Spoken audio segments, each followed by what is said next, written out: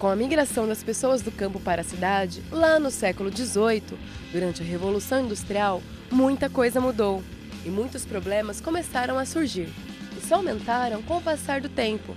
Lixo, esgoto, falta de água, ruas sem condições de tráfego, doenças, poluição, transporte, habitação e ausência de espaços de lazer são alguns dos temas em pauta quando se trata de urbanismo. Como solucionar ou amenizar estes problemas?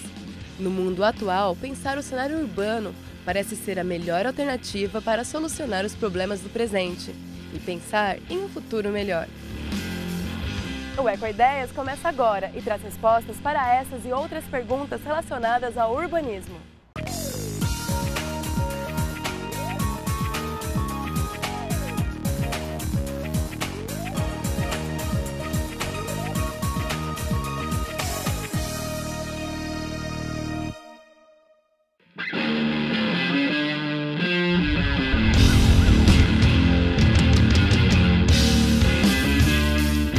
Quando se fala em urbanismo, é importante pensar a gestão pública. E para entender como funciona a infraestrutura das cidades, conversamos com o secretário de Planejamento de Bauru. Paulo, como pensar o urbanismo em uma cidade que cresceu sem esse tipo de planejamento?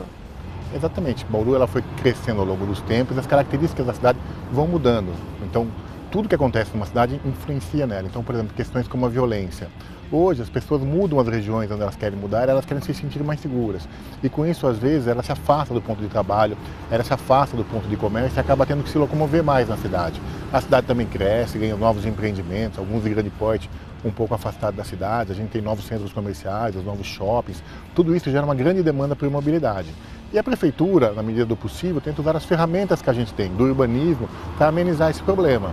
Então a gente tenta criar zonas de lazer nos bairros, para que a pessoa não precise se locomover. As praças, os espaços públicos. Isso, as praças, os espaços públicos, os próprios empreendimentos privados, que todos os bairros tenham lá seus bares, suas lanchonetes, suas casas noturnas de shows. Então a gente vai disponibilizando e a iniciativa privada vai atendendo essa demanda. Na medida em que ela existe, ela vai instalando esses equipamentos nos bairros e com isso a pessoa não precisa se locomover para tudo até o centro. Então essa é uma ferramenta que existe. Outra, a própria melhoria das vias. Então, recentemente começaram a ser criadas as ciclofaixas, as ciclovias, para quem quiser se locomover de bicicleta, possa se locomover. A melhora no transporte urbano de ônibus, novas linhas, né? A Indurb, que cuida exatamente da questão do ônibus, constantemente cria novas linhas, estuda as atuais, faz alterações de roteiros, de modelos, para que a pessoa possa se locomover com mais facilidade. E a gente, no futuro, vai ter mais uma opção, que é a linha ferroviária, né? A gente sabe que o governo federal está estudando a retirada da linha férrea de Bauru. Vai sobrar ali uma grande faixa urbana disponível, que a gente pode usar para um VLT, um veículo leve sobre trilhos, a gente pode usar para abrir novas linhas de ônibus, ou para mobilidade, com bicicletas, com carros, enfim. São várias opções que a prefeitura vai estar estudando. A gente tem um tempinho até que isso aconteça e vai ser mais um fator para melhorar a nossa mobilidade.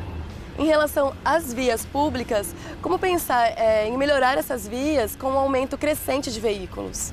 A gente tem duas opções, ou a gente tentar incentivar o transporte coletivo, dar opções de um transporte de qualidade, né? A pessoa quando ela tem um transporte de qualidade, ela vai acabar indo para o transporte de qualidade. E a segunda, as vias novas que a gente cria na cidade, quando a gente tem a possibilidade, a gente já cria ela com as novas características. Então, novos bairros que são abertos, a gente pede avenidas mais largas, pede acessos mais largos até o sistema viário existente. Porém, o sistema viário existente a gente já sabe que vários pontos da cidade a gente tem gargalos, vários pontos da cidade a gente já começa a ter congestionamento no final da tarde, a gente já tem algumas vias sobrecarregadas. E nessas vias também a Indurb, que cuida mais da questão do trânsito, acaba utilizando faróis inteligentes, pondo mais semáforos, na tentativa de melhorar o trânsito na cidade. Bom, é isso, Paulo. Muito obrigada. Sempre à disposição. A mobilidade urbana surge como um novo desafio às políticas ambientais e estruturais, já que com o aumento populacional e o desenvolvimento econômico, cada vez mais pessoas optam pelo transporte individual, enchendo as ruas de carros e motocicletas, gerando congestionamentos e poluição. Uma alternativa para driblar o trânsito das cidades e ainda utilizar energia limpa e econômica é a bicicleta. Jéssica, como que é o dia a dia de um ciclista num ambiente voltado para os carros e onde o número desses veículos aumentam a cada dia? Quando você opta pela bicicleta como meio de transporte, o ideal é que você escolha caminhos menos movimentados. Essa é até uma dica para quem gostaria de usar a bicicleta como meio de transporte. Optar por caminhos mais tranquilos, evitar vias de fluxo rápido ou de muito fluxo, de horários muito movimentados, né? Mas mesmo assim, você vai desenvolvendo uma certa segurança, você aprende um pouquinho sobre os direitos e deveres da bicicleta, o que você pode, o que você não pode fazer no trânsito, para você até educar os motoristas, os pedestres e outros ciclistas, né? Qual seria, Jéssica, então a diferença entre o ciclista e o cicloativista? O ciclista, a meu ver, é a pessoa que pega a bicicleta para ir trabalhar, deixa o carro na garagem. Ele pode ou não ter consciência desses direitos e deveres, né? Do que a bicicleta pode e o que não pode fazer. E consciência também desse poder que a bicicleta tem de transformar algumas realidades, né? Já o cicloativista é a pessoa que se mobiliza e que promove mobilizações em favor do uso da bicicleta, deixando claro quais são as vantagens da bicicleta. E ele tem consciência de todos esses direitos e deveres, que inclusive constam no Código Brasileiro de Trânsito, e promove esse uso de forma consciente. A cultura, ela influencia na escolha dos meios de transportes e agora também nos transportes ecossustentáveis? Então, o Brasil ele tá caminhando em direção a essa mudança de cultura centrada no carro, né? A gente tem iniciativas de ONGs voltadas para o cicloativismo, a gente tem grupos não institucionalizados que também se mobilizam para promover esse uso, e iniciativas individuais.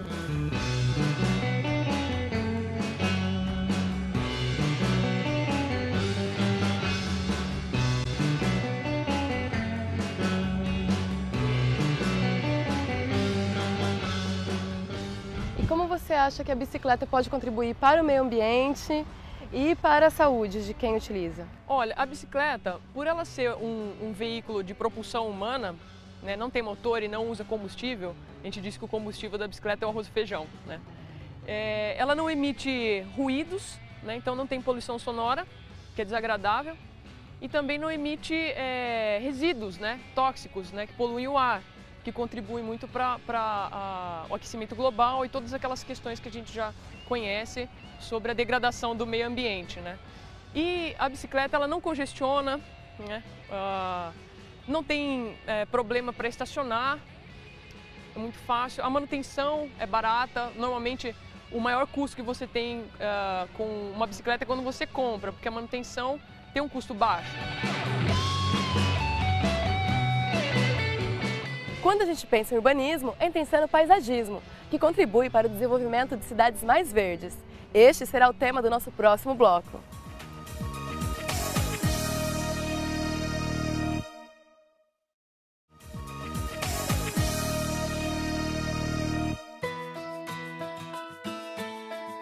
Pensar em cidades mais verdes e integradas com a natureza é o papel do paisagismo ecológico, que desenvolve ambientes urbanos mais confortáveis e evita a degradação ambiental.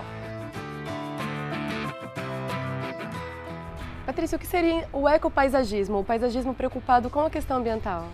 O ecopaisagismo, ele vai preservar as plantas existentes do ecossistema natural dele, mas assim, quando formou as cidades, o ecossistema natural, muitas vezes ele acabou sumindo ou ele extinguiu, né? Então existe um ecossistema urbano. E aí o ecopaisagista vai ser esse paisagista que ele vai enxergar a qualidade de vida da pessoa e preservar um pouco das plantas nativas, né? E nesse sentido entra o paisagista do futuro também? Que vai ser a pessoa que vai ter uma visão de criar, de trazer um pouco de arte, de recriar, deixar um ambiente agradável e com as plantas nativas, né? Patrícia, como que o paisagismo pode revitalizar os espaços urbanos e os locais de interação pública? Ele pode deixar, quanto mais verde a gente tiver na cidade, a gente vai ter um ar melhor, mais puro, a gente vai ter o efeito da poluição sonora também, ele diminui. E vai trazer um pouco de natureza, né, para o dia a dia da pessoa. Então o verde, ele é bem-vindo sempre, ainda mais em Bauru, que é uma cidade muito quente, que o sol escalda aqui as pessoas, né? E acaba então diminuindo a temperatura, né? Tem alguns ambientes que em outros países onde já existe uma obrigação de os prédios terem um telhado verde, que é com plantas mesmo, né? Isso, porque o ecotelhado, ele mantém o prédio mais frio, né? Ele é térmico. O jardim vertical também é térmico, ele tem essa função de deixar, em épocas, no verão, ele deixa o ambiente mais fresco, no inverno ele deixa o ambiente mais quente. E com isso, a gente acaba economizando energia para climatizadores, né? Então, além da beleza, tem a parte funcional.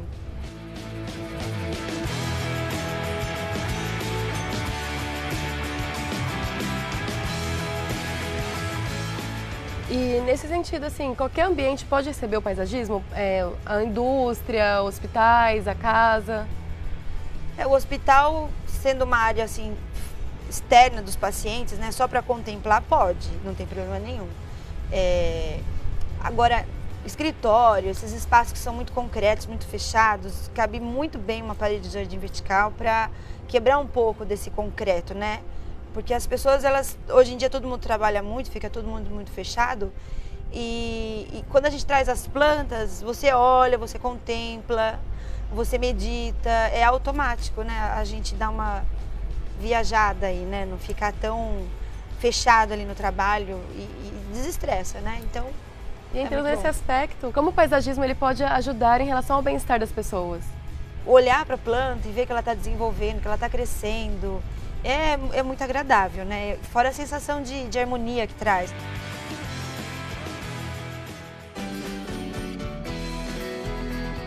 Qual a sua eco-ideia para um ambiente pequeno, uma pessoa que quer ter um paisagismo na casa, mas que não tem tanto espaço? A solução para pequenos espaços seria a introdução do jardim vertical mesmo, porque ele não vai ocupar espaço, você consegue manter o ar melhor, porque ele traz um pouco de umidade, então esse ar seco também ele ajuda a não ficar tão seco. A gente tem aqui uma ideia interessante que você realizou, que é esse painel. Eu gostaria que você explicasse a escolha de plantas e a escolha do cuidado, como que deve ser feita a rotina de cuidados desse painel. Esse painel ele foi desenvolvido pensando no desenvolvimento da planta, porque um jardim vertical é um jardim onde a gente não enxerga o suporte, a gente vê as plantas e a beleza dela, né, ela desenvolvendo. Então, esse tipo de sistema de jardim vertical é um sistema de bolsas e é usado um feltro. É um material, então, que ele é flexível, ele não causa odor, não tem fungo. A planta, ela se desenvolve muito bem e a gente pode ter uma biodiversidade incrível, porque são muitas plantas numa parede de jardim vertical. E aí vira uma brincadeira, né, para quem quiser montar o seu próprio jardim. As construções ecossustentáveis estão crescendo cada vez mais, trazendo novos materiais e novas maneiras de construir. Confira no nosso próximo bloco.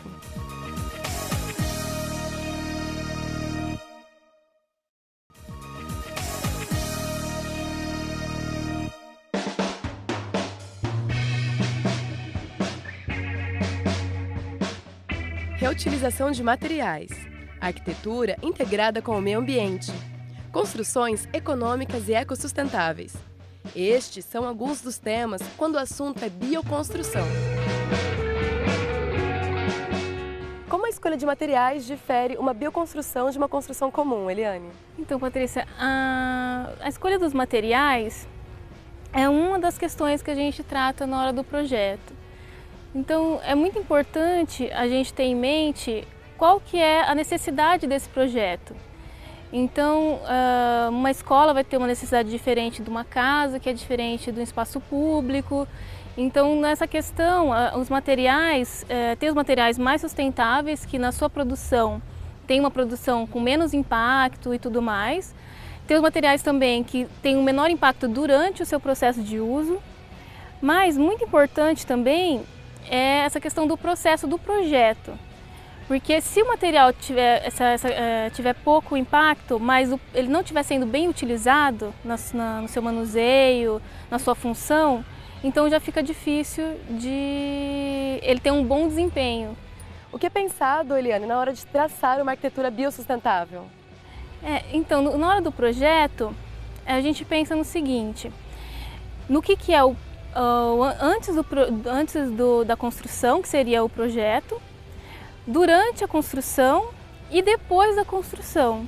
Então tudo no projeto é o ponto inicial, quando você identifica os problemas ou as características que o cliente quer do projeto, sejam o proprietário de uma casa ou mesmo da escola, as necessidades da escola. Então tudo no projeto está envolvido com a necessidade do usuário, de quem vai utilizar, e também com a necessidade do meio ambiente. Então, se você quiser uma coisa sustentável, você tem que estar pensando principalmente na questão econômica, na social e na ecológica, que são os 3 pilares, né, que a gente sempre diz.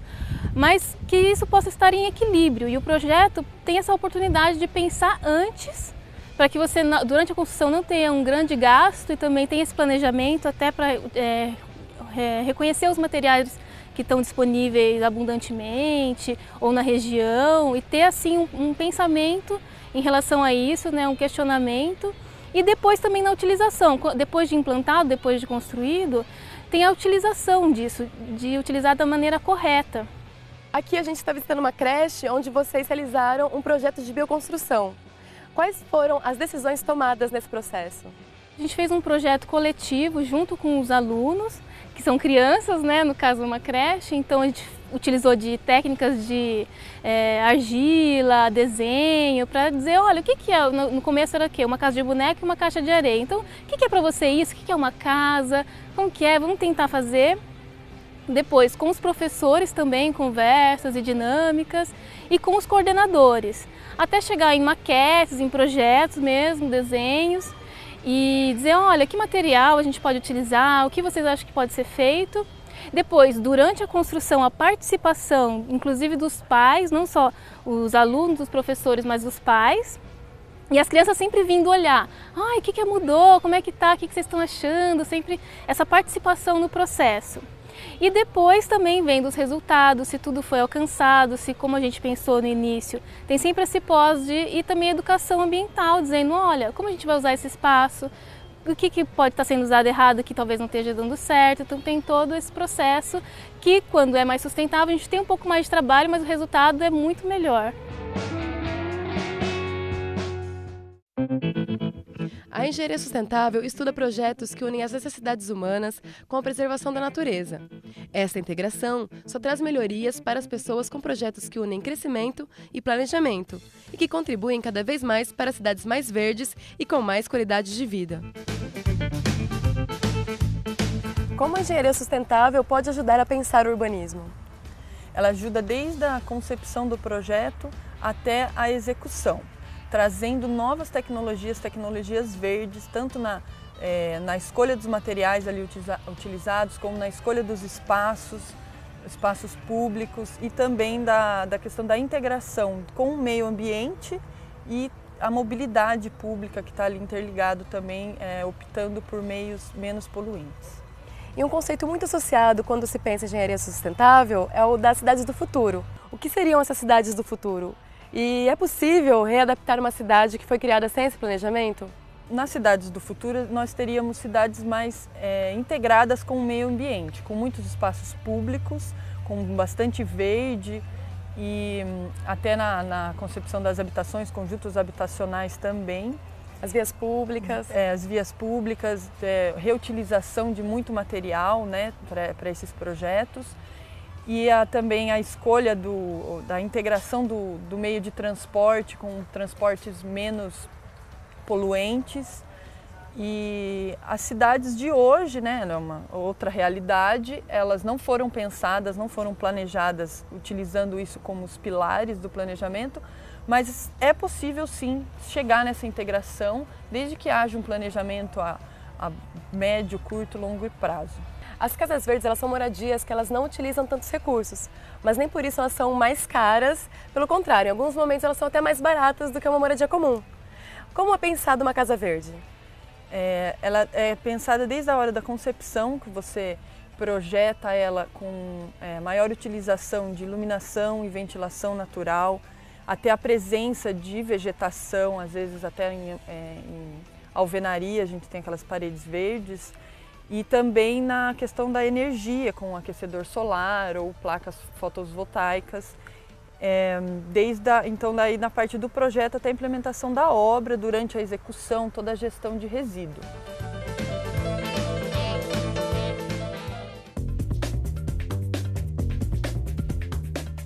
Que dica você daria para quem quer adaptar a sua casa para uma casa verde? É usar a criatividade, e o que muitas vezes parece lixo pode ser matéria-prima, então deixar fluir mesmo e ver o que você precisa, muitas vezes fazer uma horta ali reutilizando garrafa PET, uma horta vertical, uma compostagem, algum vasilhame que você não está usando, um reuso de água de máquina também com tambor, que é muito barato. Muitas coisas desse nível você consegue adaptar uma moradia que não foi pensada verde.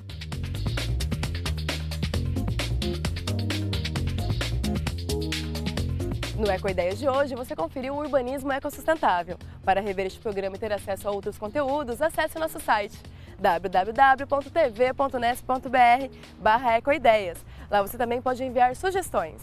Até o nosso próximo encontro!